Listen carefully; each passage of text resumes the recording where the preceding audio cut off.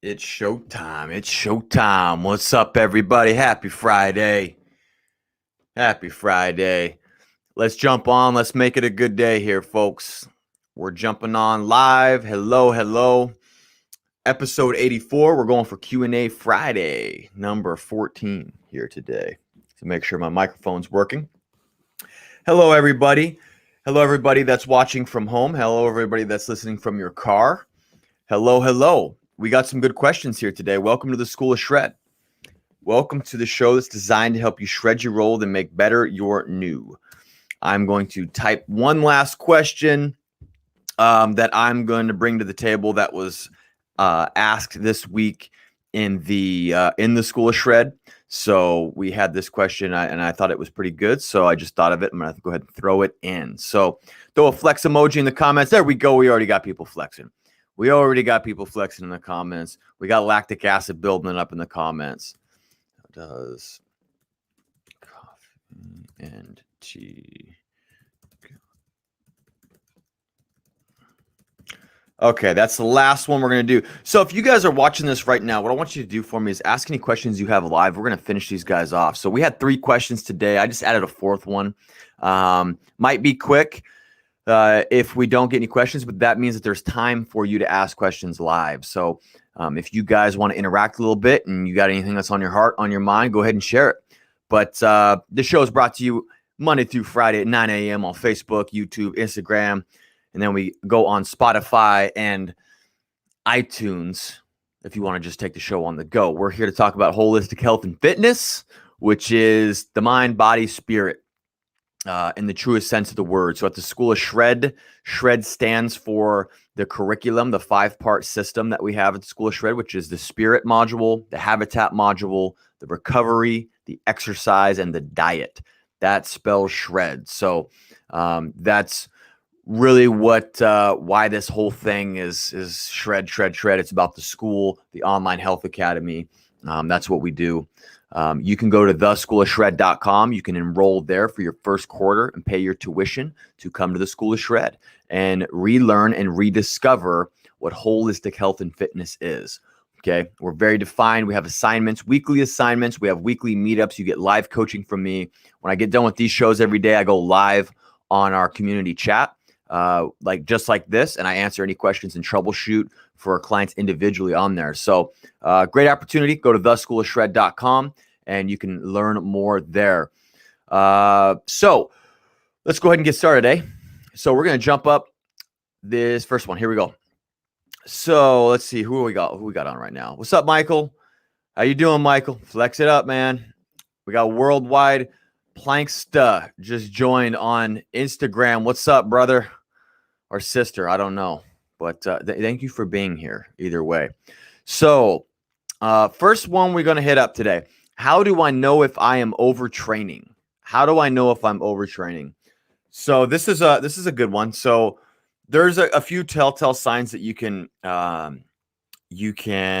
look for to see if you're overtraining. One of them is if you're lethargic. That's one of the main ones, that your nervous system's fighting you back. So if you're lethargic, if you are hungry, excessively hungry, and all these are excessive. So like, it's not just if you wake up one day and you're tired. That's going to happen. You're going to have cycles where, some days you wake up, you're tired. That doesn't necessarily mean you're overtrained. But if you, for a couple of weeks on end, you're just tired, lethargic, you have a hard time pushing workouts, like you're just not motivated, that typically tends to show that there's some nervous system fatigue going on. And then you have excessive hunger can be one. Altered sleep cycles could be one. If you guys take your heart rate, I like to run all my vitals in the morning. My vitals that I run are, I do blood pressure in the morning, which does heart rate, so I can see resting heart rate, and then I also do blood glucose and ketones, depending on if I'm eating really high fat or not, to see where I'm at there. And the reason that I do this is because I want to know where my heart is at.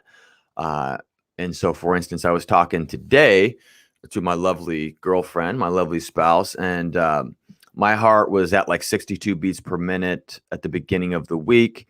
And I've done a lot of walking and kind of a chilled out program. Now it's dropped down to 56, which is back kind of in the sweet spot. which seems to be where my heart likes to stay, resting heart rate. So you can use heart rate variability training to kind of see where you're at as far as nervous system fatigue. But when we're training really hard all the time, which is great, but when you train really hard, you can run the risk of this chronic fatigue that kicks in. Because if you think about it this way, this is an analogy I like to use, is that your central nervous system is like the amplifier. Your muscles are like the speakers. Okay, and so your muscles get the signal from the amplifier. And what happens is, say you're training the speakers, you pick chest, or you pick upper body, or whatever your routine is. It could be full body. Although your muscles might recover from workout to workout, depending on the effort level of the workout, you're actually digging a deficit with your nervous system. So you're continually stressing your nervous system out. So that's something to take into consideration. So just because your muscles are recovered doesn't mean that your central nervous system is recovered. Case in point, doing cardio.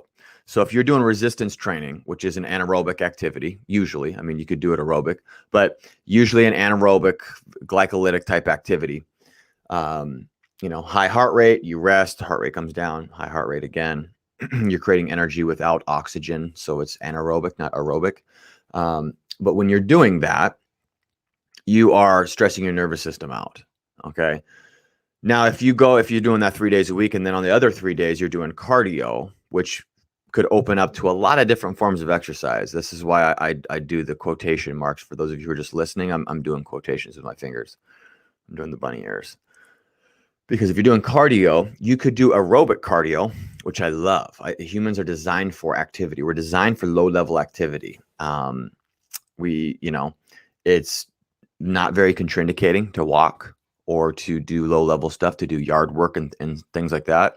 It's also called life. I mean, since I've started building this into my routine, my life has just drastically improved because I'm always looking for cool things to do around my house, get out in the yard a little bit, go for a walk with the dogs. I mean, that's kind of what I've been doing recently. But in the summertime, it was like gardening stuff or yard work, all of that.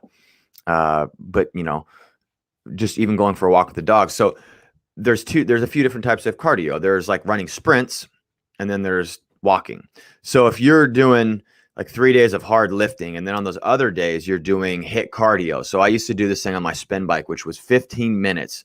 And what you do is you do cycles. You do 15 seconds of all-out sprint. Like, empty the tank. Kill yourself sprints for 15 seconds. Like, you got to make it hard. And then what I would do is 45 seconds of like a recovery phase. So then it would, just kind of like a jog. And I wouldn't change the setting on the old Schwinn bicycle thing that I ride. I have a little Schwinn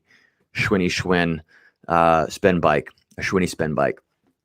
And so that would kill my nervous system. And then I was at a point where I would do that twice a day. So this is where it can get tough. Because if you think about, high intensity interval training has been shown to actually be better for you than lower intensity, steady state, like list type cardio. Yeah, but are you lifting? You have to look at that, because the nervous system needs to be accounted for here. Okay, so that's what's really interesting about all this. Just because something's technically better, you got to look at it in your overall plan. And so I've tested this stuff on myself. Now, some people, their nervous system can handle more, right? Everybody has a different force tolerance. Everybody is different. So some people might be able to blast themselves. People who excel in things like CrossFit, they have a high force tolerance. They're hard workers as well, but they have a high force tolerance. Their body can recover. Whereas like maybe somebody else can't recover as well. So you have to be objective with this thing. Or I guess, yeah, subjective with it. And you need to look at what is going to work best for you. Who is the person that you're applying this to? So this is kind of an interesting conversation about overtraining, because you have to phase that in. So like, several years ago when I was doing 2-a-days, I do 2-a-days now sometimes as well. But what I would do is I'd do high intensity interval cardio in the morning. And then in the afternoon, I would do lifting. And it just bonked my nervous system. I'd overtrain really quickly. Before I knew it, my performance in my resistance training workouts was slipping because it's just a lot of intensity on the nervous system. Whereas if instead of a 15-minute blast cardio in the morning, I go for an hour and a half walk with my dogs, and then I do my cardio in the afternoon, I tend to not overtrain. So you could say that HIIT cardio is technically better for fat burn, but what's going to keep me adhering to my program? Because they're both great for you. They're both great for you. And the one that's not going to kill your nervous system is actually better for you, because most of us are far too stressed, and we need to find ways of relaxing the central nervous system, the autonomic nervous system. So we have our two kind of our two phases that I've talked about before, which is the parasympathetic branch, also known as the rest and digest state of the nervous system. And then you have the sympathetic branch, which is the fight or flight response. So fight or flight is high intensity, high effort stuff, lifting weights, running, getting pissed off at somebody, cortisol spiked, even fasting can have this happen a bit. Whereas the parasympathetic branch is like walking, respiration equals relaxation, breathing techniques, meditation, mindfulness stuff. And so I'm a big fan of doing that to preserve the nervous system. But to kind of wrap this first question up, after providing a little bit of training on that, but to wrap this up, how do you know if you're overtraining? Look for excessive fatigue, excessive hunger signals, and like excessive, muscle soreness, maybe joint soreness.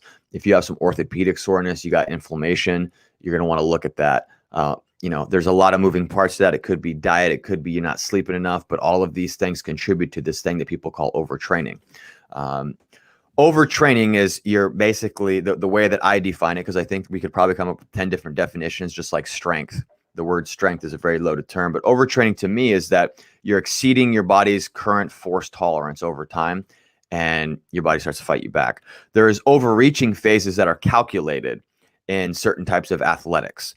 But for the type of clients that I train, I don't train athletes. I train everyday people. They are harder to train because they have more, they're more compromised. They have more things you have to work around, which is where I feel personally like mastery in the personal training field can actually be achieved, is with people who can't do the typical stuff.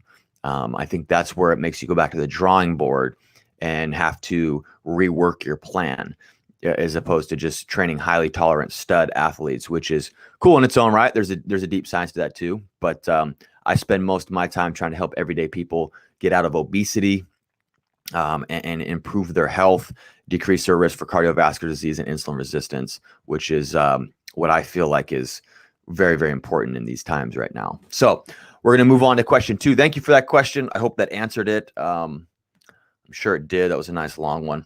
All right. So how often, and before we get in, guys, if you have questions, ask. Anybody jumping on right now, ask your questions. So ask away. We'll answer them today. Ask away. We'll answer them today. It could be a Dr. Seuss book. All right. Number 2, how often is it okay to cheat?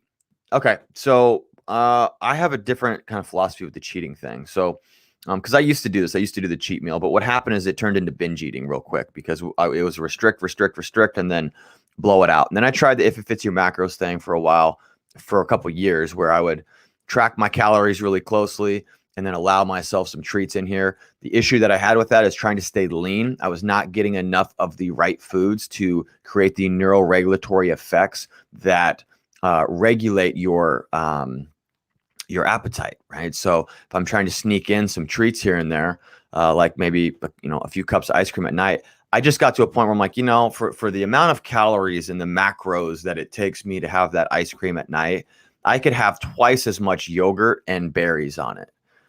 And so that's what made this thing come full circle for me personally, is like just more of this paleo style diet. And even now, I mean, things like yogurt, I try to not eat as much, just because I'm trying to do more of a meat, vegetables, a very classic ancestral type diet. I feel very good on that. My like appetite regulation and neuroregulation has never been better than it is now. I actually, some days I chronically undereat, and I feel stuffed because I get palate fatigue from eating meat and vegetables.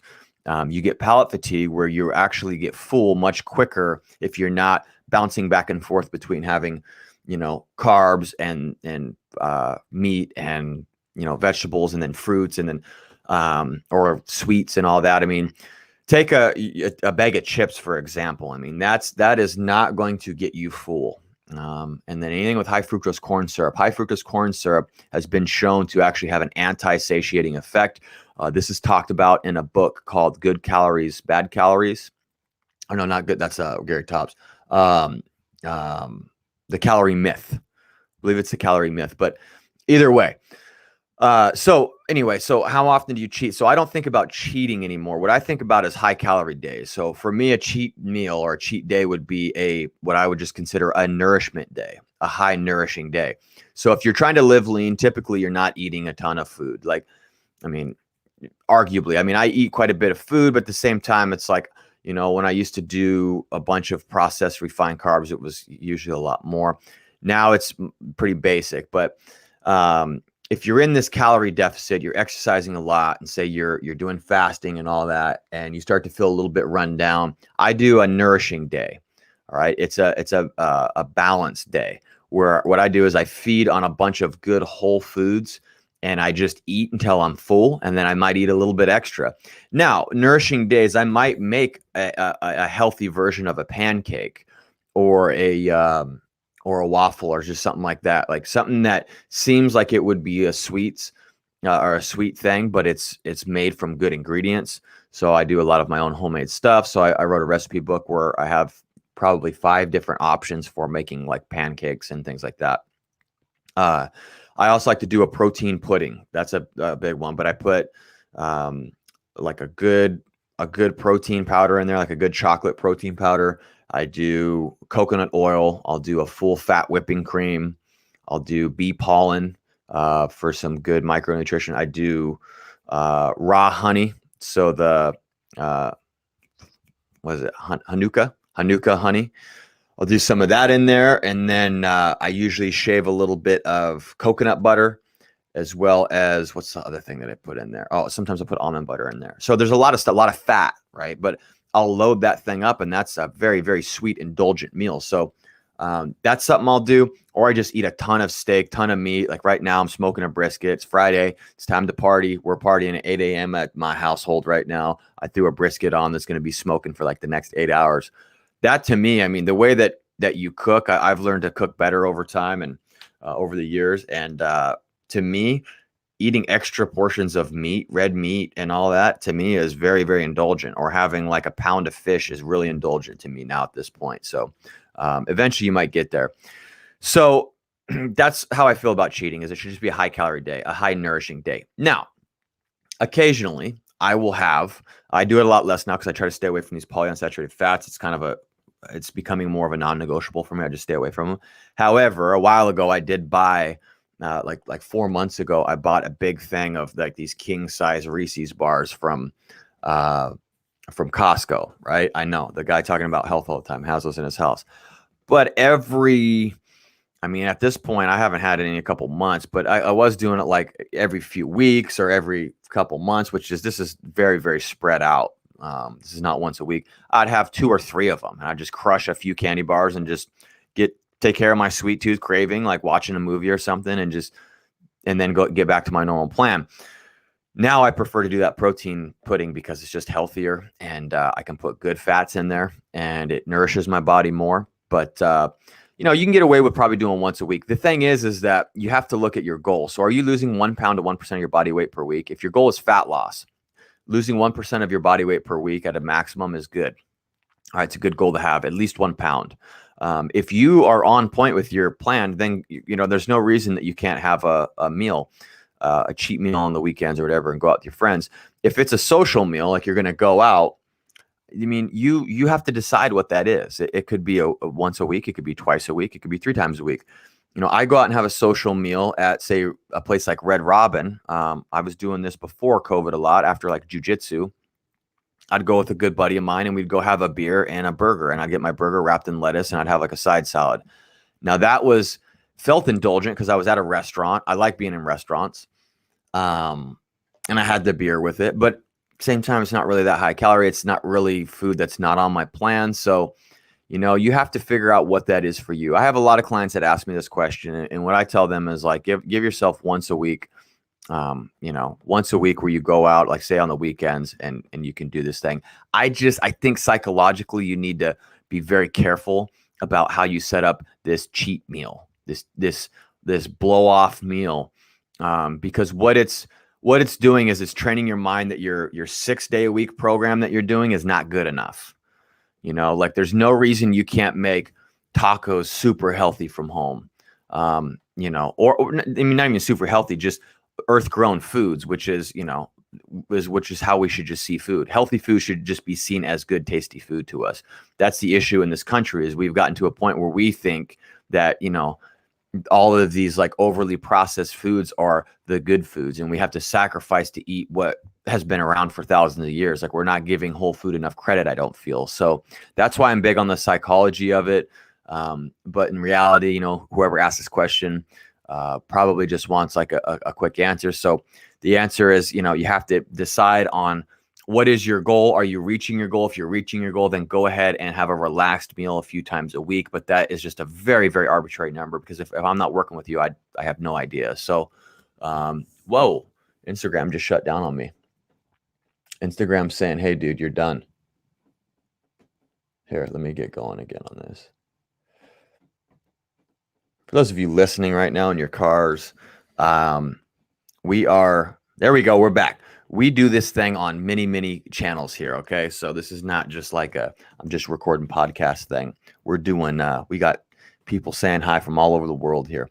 All right. So that's it. So cheat meal, you got to figure it out for yourself. I know that might not be the best answer, but, consider changing the word cheat meal to a nourishment meal, or a high calorie day of good, healthy food, lots of fiber, lots of protein, lots of fat. All right. So next one is, I've read fasted cardio is the best to do. Thoughts? Okay. Let me take a drink of my tea here. Yeah, there's a lot of stuff that supports, a lot of science that supports fasted cardio. Helps with beta oxidation. So the fat burn effect a lot quicker. And if you just look at it from like a metabolic standpoint, when you're sleeping, you're burning off a lot of your glucose. Your liver burns off a lot of your glucose. You start off in a mildly ketotic state where you're burning fat for fuel. Therefore, if you got up and had a cup of black coffee or a cup of green tea, something that is going to stimulate the metabolism a bit, no cream, no sugar, no nothing like that, just basic. And then you go out for a nice walk, or you jump on a treadmill, or you pedal on a bike for an hour. That's going to be great. It's going to put you in a position where you're able to burn fat quicker. You don't have to get through this kind of carb burning glycolytic phase. I mean, it's usually about 15 minutes from everything that I have learned in personal training. My personal training courses that I've done is like the first 10 to 15 minutes, you're burning glycogen for energy, and then your body will convert over if it's like a low level aerobic activity where you can breathe. There's the presence of oxygen. There's no lactic acid buildup. The issue is that the devil's advocate to this is that getting it done is what's important. And in the overall scheme of things, none of that stuff matters if you wake up and you do your fasted cardio and then you go and you eat 2 large pizzas that day and you end up in a 4,000 calorie surplus. Like, that's not going to help. And then furthermore, that pizza makes inflammation, which is going to alter your hormones anyway with the food that you're eating. You're going to get this huge insulin response. You might get some gut inflammation. It might cause systemic inflammation, extra salt retention, up your blood pressure. So now that fasted cardio doesn't mean anything, right? So you have to look at the overall plan. So if you're running a good healthy calorie deficit through good healthy food, so you're actually getting the benefit from the calorie deficit. See, this is the thing, is people think it's just a calorie deficit that matters. The calorie deficit assists in a hormonal balancing act that happens. So that's what we want to consider. So if you're in you can actually demonstrate a calorie deficit because your hormones are functioning properly, because you're eating the right foods for your body. Then you do this fasted cardio, then it can have some favorable effects, but it can be awfully hard to measure, is what I'll say. Like when you're doing your own program, if it's a big pain in the butt for you to get up and do cardio in the morning, then you got 2 options. You can either do it in the afternoon if you feel like you're gonna be more efficient, or you can build some mental toughness and do it in the morning. Depends on where you're at.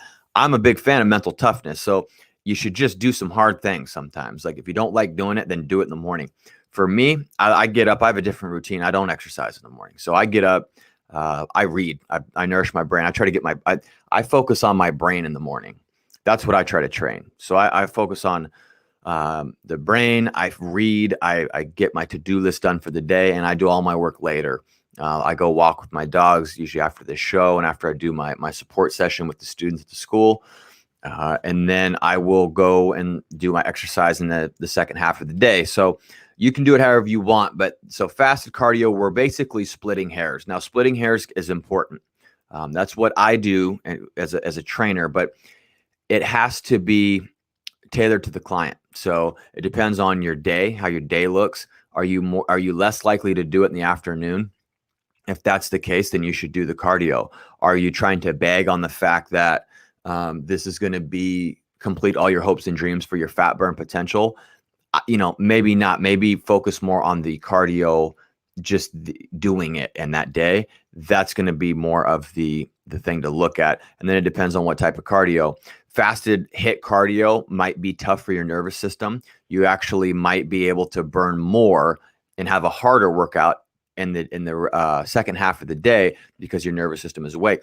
So there's all sorts of devil's advocate on this stuff. So it takes a thought process. It takes you just kind of figuring out what does your schedule look like. Now, fasted cardio has been shown it does help burn more body fat, but it depends on, what are you putting back in the tank? Are you inflamed? Are you in a position to where you can actually burn body fat? There's a lot of stuff that has to go right for you to burn body fat. You like the big thing is inflammation. You have to be managing inflammation all the time. I really focus on this a lot now. This is like the main thing I focus on is inflammation because, after doing this and getting my physique goals that I have personally got, now I'm worried about, taking care of my heart, trying to decrease risk of atherosclerosis and coronary heart disease and these things long-term that are they're effects of long-term inflammation. So although my muscles might look nice, it's now beyond that. Now it's how do I maintain this for, the rest of my life and make sure that my brain is staying healthy and all that. So for me, I'm looking at keeping inflammation low. But inflammation will stop you from burning fat. So if you're inflamed and then you're going and stressing your body out more, it's even though you're doing the deed, it's going to make it awfully hard to burn. Okay. So that can be tough. So that's a good question. All right. Next question. That was number 3. All right. Last one here. Unless anybody asks any more, we're going to be wrapping up after this one. So this was one that I pulled from the school this week. I had a student ask this, and I thought it was a good one because I've gotten this before, and this is, a lot of people ask this question. It's, does coffee and tea count as daily water intake? Yes, it does. It does. So in the past, I've made the mistake of saying, no, coffee doesn't count. Coffee doesn't count, or tea doesn't count.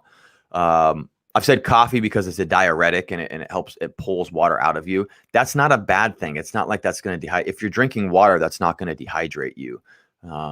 Coffee, we want to have things that are diuretic. So it's like, because if we're going to blame coffee for being a diuretic, are we going to also blame asparagus? Asparagus is known as a diuretic, right? So don't eat asparagus now. Which most people who are on a physique enhancing, health enhancing plan are going to eat asparagus. I had asparagus last night.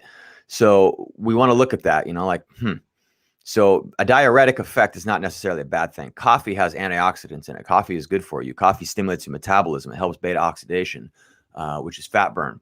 So, so anyway, that does count as your daily water intake, but specifically tea, absolutely. I have my big jug of water that I fill up.